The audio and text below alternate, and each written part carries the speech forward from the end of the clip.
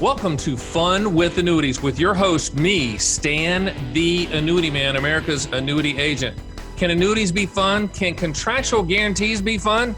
Absolutely they can. Find out the brutal facts about annuities with no sales pitches or high-pressure nonsense. Just the brutal and factual annuity truth, which is all you need to hear. Let's have some fun with annuities, and let's have that fun start right now.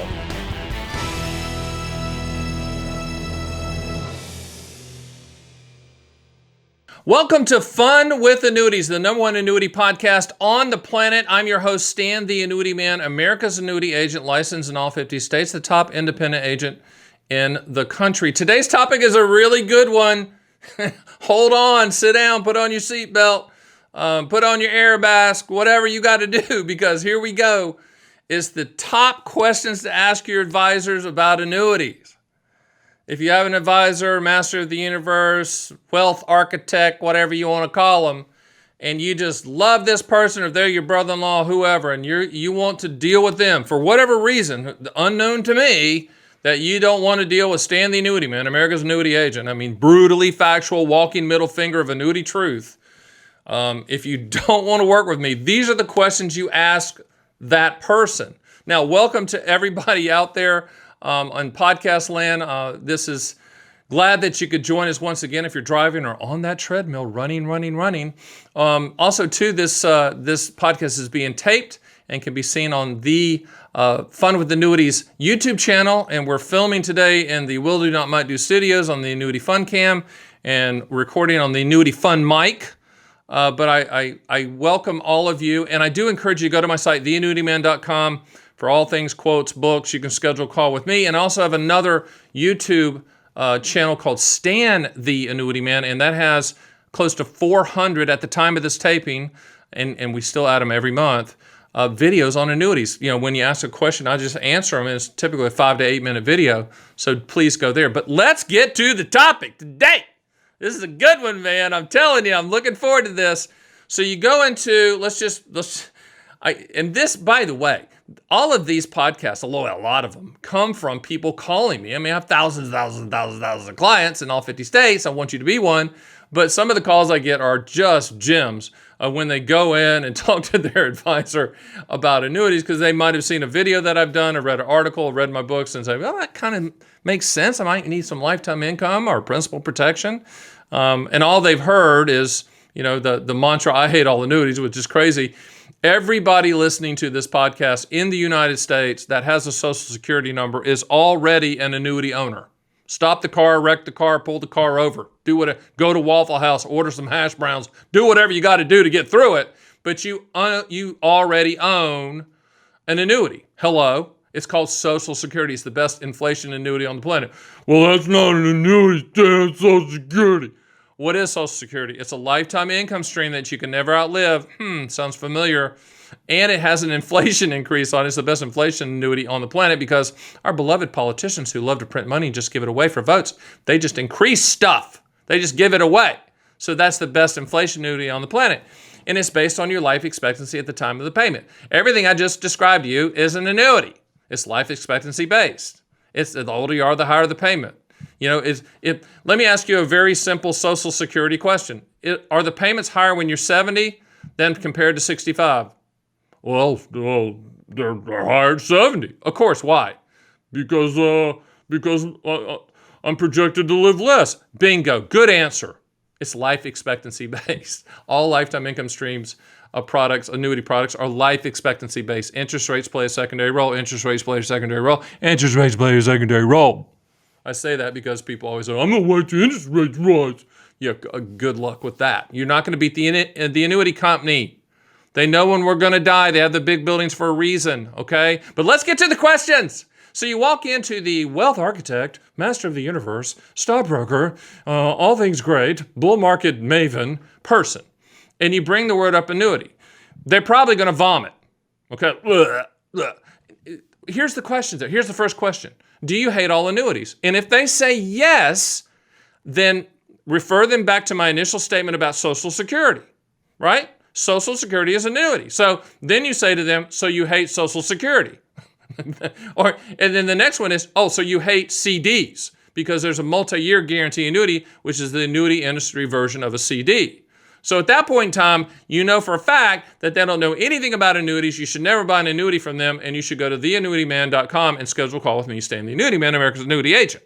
So that's the first question. The second question you ask them to, this is what you do when you're just feeling them out to see if they disqualify themselves from the start. Okay. The second question is, do you think, Mr. Master of the Universe, that annuities should and could and can be used inside of an IRA? And if they say, well, never, ever, ever put an annuity inside of an IRA, then they've disqualified themselves from further discussion about anything annuity, because they have no clue what they're talking about. They might be smart. Their wife might be a nice person that makes a really nice peach cobbler. They might have gone to Yale and Harvard and MIT and Stanford and Cal and gotten all these great degrees and MBAs, but they have absolutely no clue when it comes to annuities. And what you really should say at that point in time is, you know what? I'm going to do you a favor, and I'm going to order you Stan the Annuity Man's 6 Annuity Owner's Manuals so you will understand what you're talking about and not make a buffoon out of yourself. So if they say, well, never you put an annuity inside of an IRA, then remind them that the IRS and the Department of the Treasury in 2014 developed a product called the Qualified Longevity Annuity Contract that's specifically used in IRAs. I mean, if they say those things, they're not qualified to talk about annuities. You should never, ever talk to them again about annuities. Just say, listen, manage my other assets. Stan the Annuity Man's going to handle the annuities. You guys can talk and do whatever you got to do. But I can't deal with you. That's crazy, okay, if they say that. But if they pass those 2 sniff tests, if they say, well, I really don't hate all annuities, okay, great. They go say, should annuities be used on? Well, maybe, kind of. Okay, they passed it. Okay, they passed it. Then you start getting into, then the next question is this: how many carriers, specific carriers, do you represent and offer and quote? How many? By the way, if it's like 5 or 6 or 10, they are not qualified to sell you an annuity. Why? Because annuities of all types, by the way, there's many types: multi-year guarantee annuities, single premium immediate annuities, deferred income annuities, qualified longevity annuity contracts, fixed index annuities, variable annuities. There's all kinds. There's all kinds. But if they're only quoting, 5 or 10, okay, and if one of the big firms, that the name firm's not going to name them, that's what they do. They typically have 5 or 6 firms they quote. That's like going to a restaurant and there's 5 things on the menu. That's like going to the grocery store and there's 5 things on the aisle. That's like going to a Orbitz or Priceline and buying a plane ticket. There's only 2 carriers. There's only 2 planes. Annuities are commodity products. You quote all carriers for the highest contractual guarantee for your specific situation by answering the 2 questions: what do you want the money to contractually do, and when do you want those contractual guarantees to start, with the understanding that annuity quotes are like a gallon of milk and they change every 7 to 10 days. So if you're going to shop, and here's the other thing too: you own an annuity for what it will do, not what it might do. Period. So maybe a follow-up question to that is, do you think, Mr. Advisor, that annuities should be used for market growth, for stock market growth? If they say yes to that in any form or fashion, they are not qualified to handle your annuity transactions, because annuities should never, ever, ever, ever, ever, ever, ever, ever, ever be used for market growth. Period. End of story. Especially indexed annuities. Those are CD products. So if they talk about market upside with no downside, then they are disqualified from ever talking about annuities with you. Variable annuities have their place. They were put on the planet in 1955 for tax-deferred growth, okay, by TIAA a long time ago. But they still have limitations on your choices. The mutual funds, separate accounts, whatever you want to call them, there's limitations on what those are. In my opinion, having worked for Dean Witter, Payne Weber, Morgan Stanley, and UBS, when it comes to market growth, you don't need limitations. You need to rock and roll and make as much money as humanly possible. So if they answer the question, well, some annuities are good for market growth, they have disqualified themselves. Period. So you ask how many carriers, it better be at least 20 to 30, minimum, that they need to represent. Minimum. Okay? If they say 5, That's crazy. That's like saying, listen, don't. If they say 5, you look them in the face and go, you know what? Just some advice: never open a restaurant. Because you're going to have 5 things on the menu and you will not make it, okay? And a lot of times with your advisors, if they're working for a big firm, the firms make these annuity companies pay to get on the shelf. It's kind of like when you walk through the grocery store and some of the potato chips are eye level, and then some of the potato chips you've never heard of are at your feet, like Bill and Jack's potato chips from Austin, Texas. They're at your feet, and then Lay's potato chips is at your eye, right? Right at your eye level. There's a reason for that. They paid for that. So in a lot of these big firms, big wirehouse firms that I used to work for, so I know what I'm talking about, carriers had to pay to get in. There's a shelf space that they have to get in there, and that means that they don't have access to all carriers, okay? So if it's 5 to 10, it's not enough. It's not enough for you to get the highest contractual guarantee. And especially if someone's captive, they only represent one carrier. Give me a break. That's like having a store that only sells Scotch tape. I mean, come on, that's crazy. Scotch tape, there's nothing wrong with Scotch tape. Love Scotch tape, but you don't open a store just selling Scotch tape. You don't just sell one carrier. I understand the captive agents out there that are yelling at the screen going, "Shut up, Stan, shut up." It's a fact. You know it's a fact. Nod your head quietly in your car as you drive down the road. That's true. So let's talk about some other questions. Here's a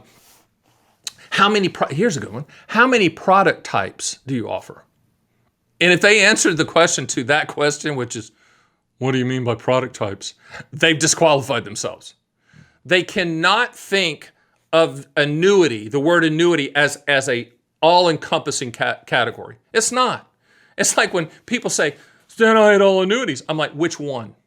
Which one do you hate? Do you just hate them all? And if they go, I hate them all. Name them. Name all of them. Name all the types. Chester, name all the types of annuities that you hate. Well, I just know I hate them. I just know that they're all expensive and have high fees, which is garbage because the vast majority have no fees and they're not expensive and the commissions are very, very low. So, if they say that, like if they don't know the product types, then say, do you sell MIGAs? Do you sell SPIAs? Do you sell DIAs? Do you sell QLACs? Do you sell variable annuities? Do you sell index annuities? Which ones do you sell? And if they're struggling with that, okay, if you ask me that question, I'm saying, listen, I sell multi-year guarantee annuities. I sell single premium immediate annuities. I sell deferred income annuities. I sell qualified longevity annuity contracts. I sell index annuities with income riders. I don't look at the index annuity accumulation value. I only sell them with attached income riders. And I don't sell variable annuities because I don't sell anything that goes down, period. That's my answer. They have to have a similar, very quick answer to what types they sell and how they fit. They have to have a strategy for how they look at them. Now, for me, we're filming this and recording this in the will do, not might do studio. Will do means you own an annuity for what it will do, not what it might do. You don't own it or make a decision to buy one based on the hypothetical, theoretical, back-tested, projected, hopeful, unicorn chasing the butterfly numbers out there. You never, ever, ever do that. You buy it for the contractual guarantee because guess what? You're going to get a contract in the mail. It's called a policy, but it's a contract. And there's never urgency to buy a contract. The urgency is to understand what's in the contract.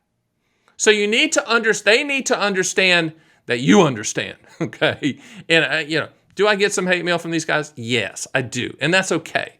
It's okay because I understand that they are, I'm a threat to them. The truth sometimes is a threat. The other thing you're going to find out when you go to your master of the universe, architect, wealth architect, whatever they want to call themselves. Back in the day when I first started, by the way, we were called stockbrokers. I don't think they do that anymore, but it is what it is. Also ask them, from the standpoint of how the administrative part works, how the paperwork part works. How like with us, when you come with us, I have a team of people that are all employees of mine that handle the paperwork from start to finish, that handle all the administrative from start to finish. We get in the weeds for you, so you don't have to. We get in the mud for you because you don't have to. Ask them those specific questions about how the process works. Ask them if they look at hypothetical or back-tested numbers. Ask them if they sell it. Here's one. Ask them this. If they sell enough of it, And you can ask, your agent, if you have a brother-in-law as an agent, ask them, if they sell enough of it, why are you pushing this one product? If you sell enough of it, are you going to go on a trip to Bora Bora or Italy or Spain or Canada if you sell enough of it? What's the soft money arrangements if you sell enough of it? Ask them those things. It's important. Those are the things you ask. Another thing that I always tell people with annuities, the only protection you have, and I don't blame the carriers, because the carriers put out the products, okay, but they can't monitor what the agents are saying out there. They just can't. They don't know what they're saying. Listen, here's the ugly secret and the evil secret about the annuity industry. If the annuity carriers could figure out how to get rid of the agents and just sell it direct, they would. Now, I'm as close to that model as anyone. I'm consumer direct, 100% consumer direct, never meet with anyone face-to-face. I don't care if you're my next door neighbor, I'd FedEx you the paperwork. Never meet with anyone face-to-face, consumer direct, very technology driven. We're as close as you can get to it. But current law states that an agent, a licensed agent, has to be in part of the process from a suitability and appropriateness standpoint. Once the industry figures that out, then you'll be able to, and doesn't care, or figures out the liability and the exposure, then they will sell it direct and agents will be out of the business. And if you don't believe me, I've got an example for you. Travel agents. Travel agents are no longer. There's some boutique travel agencies, fine. There's some corporate travel agencies, fine. But there's no travel agencies. It's kind of like there's no more stockbrokers, right? The other thing, and this is a big one. Oh my gosh, this is a big one. When I was at Morgan Stanley and UBS, that was kind of the period that they wanted all of the advisors to do what's called a wrap fee. They wanted all the assets getting a percentage. In other words, they say, we're not going to charge you commission, but we're going to charge a fee, an annual fee, to manage your assets. And it wasn't for the good of the clients, period. And it's my opinion. It was so that they can project, the brokerage firms, wirehouse firms, could project future revenue, period. And so they structured everything so that everything's wrapped. One of the reasons that but advisors and people like that don't like annuities is they can't wrap them. They can't charge an annual fee on them, like an immediate annuity or qualified longevity annuity contract, deferred income annuity. If they do, then it's criminal. I'll tell you a great story. A guy calls me the other day and says, I've got an indexed annuity with my wealth advisor guy at XXX firm, whatever, and he's charging me an annual fee to manage my indexed annuity. This could be the dumbest thing ever. And the fact that this is happening blows my mind. It literally, I cannot imagine the justification. And I've talked to some big wigs at the firms and said, please, for God's sakes, explain to me how you justify an annual wrap fee on an indexed annuity. Why is that crazy? Because with an indexed annuity, you can only change the index option allocation one time per year. It's a fixed annuity. You're not going to lose any money because it's fixed. And you have a call option strategy. At the time of this taping, there's over 700 different call option strategies. I guess that's their justification. But that's garbage in French. Because you're telling me, this guy was like, and I told this guy, I said, so they're charging you an annual wrap fee on the total amount so that one day per year they can throw a dart at the index option strategy and charge a fee. The other 364 days, they can't do jack crap. He said, yeah, that's exactly what they're doing. So he moved the money. Of course he moved the money. That's insane. And if you're a wealth advisor, stockbroker, Series 7, whatever you are, RIA, whatever. If you're charging a wrap fee on an indexed annuity, give me a break. So I need you to look in your client's eye and say, you need to pay me a wrap fee for one day a year. I personally could never do that. Ever, ever, ever. That's ridiculous. And if you have an indexed annuity that's being charged an annual wrap fee so that person can make a decision one day per year, stop it. You're getting ripped off. That's my opinion. I know the industry hates me for it, but I'm not going to sit here and say that that's good. It's not good. period. And getting back to the original premise, because I digressed a little bit and got a little bit emotional, because that one drives me crazy and it'll blow the top of my head off. In a wrap fee world, in a fee-based world, in a asset under management world where they're trying to charge a percentage for the assets under management, those people that know that annuities should not, people that I guess have more, I'm not going to say that, but that know better, know that they can't wrap a SPIA, DIA, QLAC. They just can't do it, which is why they kind of don't want to go there. My opinion, only my opinion, in my opinion, the reason Vanguard got out of the annuity business is they're not in the annuity business. When someone bought an immediate annuity from Vanguard, that money was gone. They couldn't charge a fee on it. They couldn't wrap a fee on it. They couldn't, even though Vanguard's very, very cost effective and very, very pro customer. And disclaimer, I have a Vanguard account. I love them.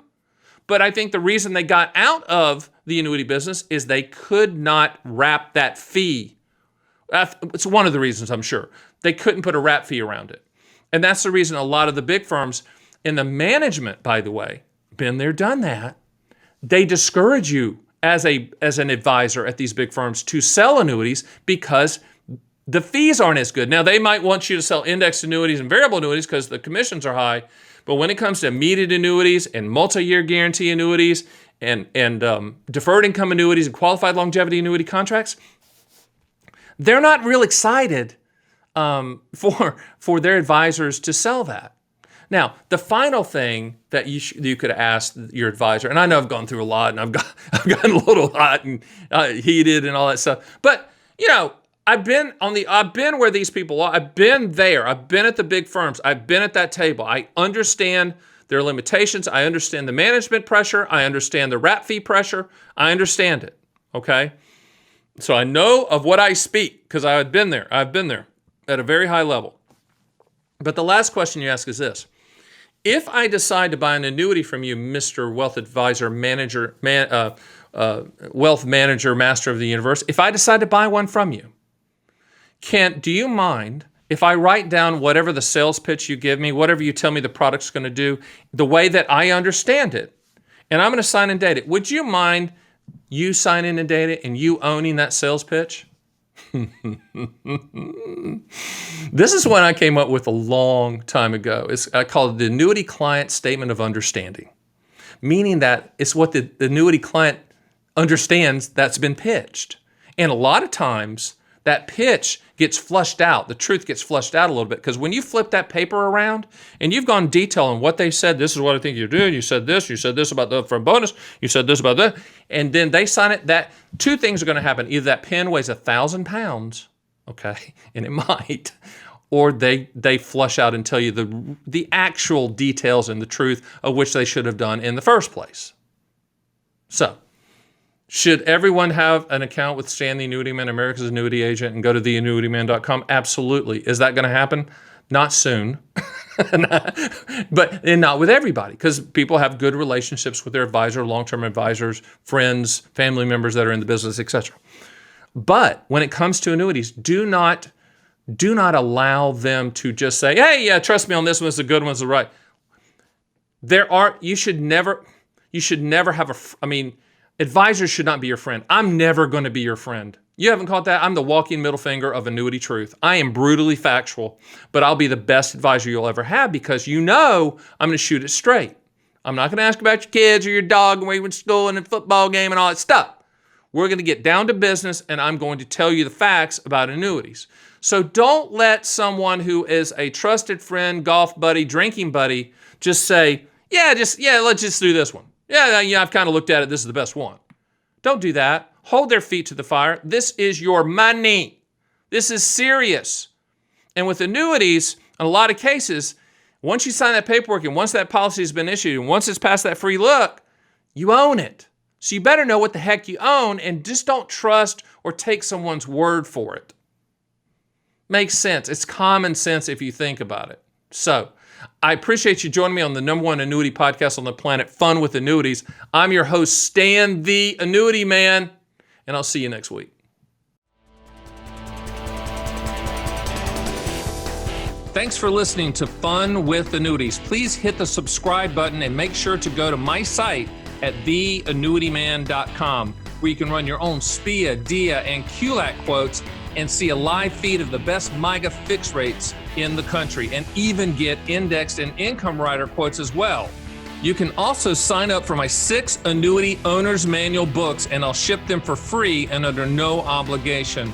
I also encourage you to schedule a one-on-one call with me, Stan the Annuity Man, so we can have a full discussion of your specific situation. It will be the best brutally factual and truthful advice you will ever get, and that's one guarantee you should definitely take advantage of. So join me next time for the #1 annuity podcast on the planet, Fun with Annuities.